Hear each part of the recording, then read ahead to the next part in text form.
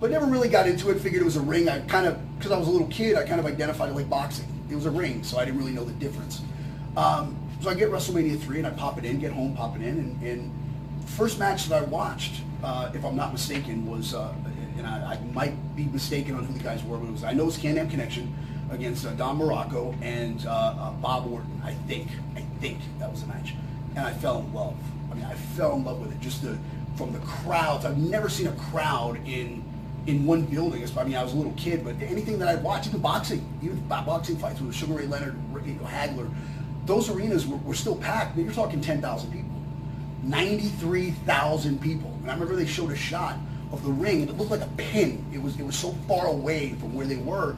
And I watched the whole 3.5 hours of this. By the time I got to Hogan and Andre, it was just, I was exhausted, but in a good way. And I just completely fell in love with it. I was enamored just by the pageantry and the psychology. And even though I didn't know what any of that was as a little kid, it drew me in so much that I had to watch. I had to see more.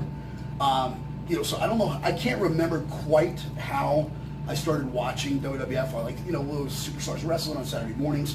I'd watch that. My mom would take me to the mall, Altamont Mall right outside of Orlando. And I saw this guy standing there with a T-shirt on that said Southern Wrestling Federation. And come to find out, years later, it was a guy by the name of Bob Bradley, I think it was. And everybody knows he did enhancement work for WWF forever. And he was just happened to be at the Altamont Battle Mall. Cat. He was Yes. Snake. Anvil. What you didn't see was the fine print down at the bottom. It was like the Anvil, Jack Hart. It looked like Rosemont Horizon or Madison Square Garden. It looked like my gym with a ring in the middle of it, with one row of chairs on each side of the bleachers up against the thing, and one row of identity crisis, I guess, I don't know. Golden Boy Jerry Gray, I guess he owned the promotion, and he was the champion. Crazy thought, Guy's house, he didn't want to get murdered. He went to this guy's house, shake his hand, and he pulls away. And I was like, what's happening?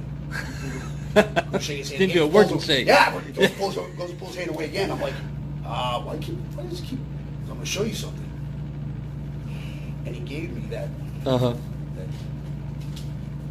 thing, that little handshake. I didn't know what was happening. Land, right? The lawyer, like Jody Peterman, attorney at law. All that money you're going to spend on law school, you don't have to do it no more. I'm going to be like Hulk Hogan, Mom. My mom was walking out, she goes, no, you're not. You go to school. I said, I'm going to be Hulk Hogan. I'm 5'9". I'm going to be Hulk Hogan.